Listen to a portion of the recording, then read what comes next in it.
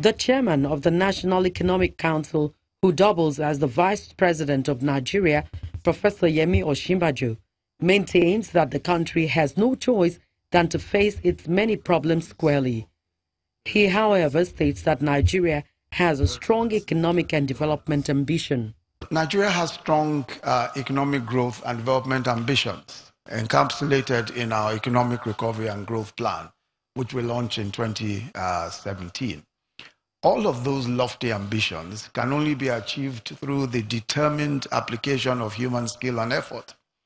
And for that effort to be meaningful and productive, it has to come from people who are healthy, educated, and who are and feel empowered. One of the primary planks of our Economic Recovery and Growth Plan is, quote, investing in people. And I think you pointed that out also in the comments that you made. And it is for this reason that we're expanding the reach and quality of our healthcare through the National Healthcare Insurance Scheme and working to guarantee basic education for all persons, whilst also upgrading and modernizing the quality of secondary and post-secondary education. This means that STEM education is critical, science, technology, engineering, and maths, and that technology must lie at the heart of every one of our educational offerings. And I'll be talking about this very briefly as we go along. In 2016, we launched a social investment program comprising a job scheme for unemployed graduates, a feeding program for public primary schools, and a microcredit scheme for small businesses, a cash transfer scheme for our poorest and most vulnerable households. We started with $1 million. This social investment program, which is a key component of our Economic Recovery and Growth Plan, is possibly the most ambitious in Nigeria's history. It aims to ensure ultimately that no one is left behind and that Nigeria's wealth is more equitably distributed to its vulnerable populations, the young and old, male and female, regardless of where in the country they live or what language they speak. In his submission, Aliko Dangote is worried about the inadequate and skilled workforce in the country, which is a challenge to offering employment. For this next generation to thrive as adults and drive economic progress, we need to invest in their health and well-being and in their ability to learn and apply new skills in an ever-changing global economy. That at its core is what we mean by human capital, healthy and productive and well-educated young youth who are then enabled to succeed, lift up themselves and their families and contribute to society through their own ingenuity. As a business leader, it is my responsibility to offer jobs and opportunities, but I can only do that when people themselves are healthy and have the basic skills. And as a philanthropist and development expert, I have seen firsthand and critical gaps and proven interventions that can help set those young people up for success, especially the poorest. A key example is nutrition, a primary focus for the Dangote Foundation. Today, one of the biggest factors undermining our progress is malnutrition. Poor nutrition prevents children from realizing their full potential, stunting not only their physical and intellectual growth, but also their educational and employment opportunities. As a business leader, I feel the consequences of malnutrition and an inadequate skilled workforce is a constraint to my businesses. And again, as a philanthropist and development expert, it is the kind of challenge I'm committed to help solve.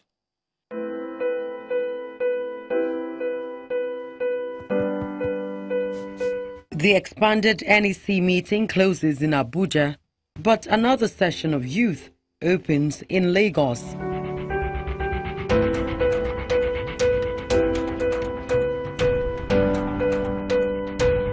The session is organized by Budget and supported by the Bill and Melinda Gates Foundation with the theme Investing in the People of Nigeria. Youth on their own demand that the government swings into action and rescue the nation's youth from total oblivion and obscurity. There was a quote that says we can have roads, we can have ports, but we can't scale that without investing in the skilled people of Nigeria. And you have some wonderful panelists today. And it's clear that also that if we put more money in education, in health, we'll get the GDP of Nigeria to rise by a factor that we can't imagine. But what we have seen is politicians are more gyrated to invest more in roads, schools, and in things that would just look much more glamorous for the society. Now we are saying let's put more money in education, let's put more money in curriculum development, let's put more money in health, in infrastructure, especially at the primary healthcare level. That's what can actually change Nigeria and make us a very better place to live. There's also some conversation about our domestic resource mobilization, that it is grossly weak. Nigeria's tax to GDP is less than 6%, with the worst in the world, worse than third countries like Afghanistan and South Sudan. And the conversation is that if we even move to the Bangladesh, the second to the lowest in the world, we'll be adding $18 billion to our revenue model. And we have enough money to invest in Nigeria. There's also a conversation around transparency and accountability that reduce the leakages and also the gaps where also undermine public revenues. According to Debola Williams, co-founder of Red Media, it's time for government at all levels to prioritize human capital development. If you invest in health, education, and opportunities, the human capital we are talking about today, then they will lay the foundation for sustained prosperity. If you don't, however, then it is very important to recognize that there will be a sharp limit on how much the country can grow. That was a quote from the world's richest man, Bill Gates, last week at the expanded National Economic Council meeting chaired by the Vice President Yemi Osinbajo in Abuja. By human capital, we're not referring to individuals themselves, but the knowledge and skills they possess that enable them to create value in the global economic system. Now, this requires investment both by the individuals, private sector, government of the day, and everyone across board. Now, the index takes a generational view and disaggregates indicators according to age groups. This allows for more targeted policy interventions and human resource planning. So a country like Nigeria that has the highest number of young people, then policies by the government of the day should be tailored more to its highest demographic in population.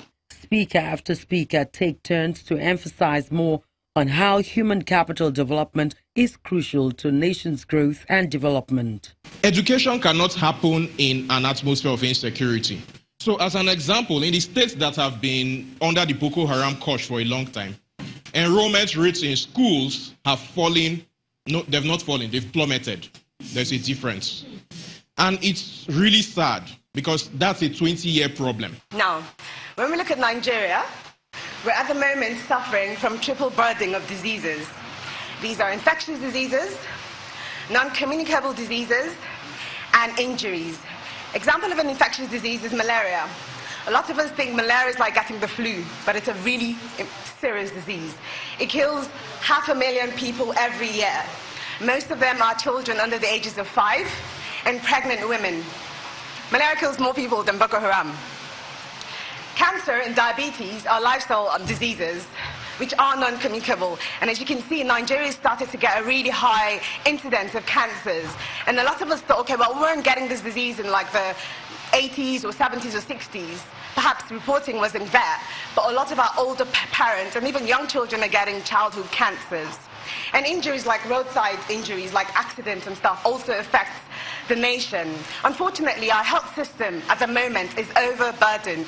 We do not have enough facilities or even enough doctors to go around. Healthcare at the moment, apart from it being overburdened, access is not equitable. So we do have an inequitable access to healthcare in all areas. So, for example, a lot of people pay out-of-pocket payments. So you go to a hospital and you pay for your own treatment. A lot of people can't afford that because it's really costly. Then you have people who live in the rural areas where access to healthcare is actually a problem because, for example, if say you live in the north, to get to a health facility, it could take you up to 2 hours because, again, it's really sparsely then populated. And then the roads, a lot of the roads are bad, and that increases journey time.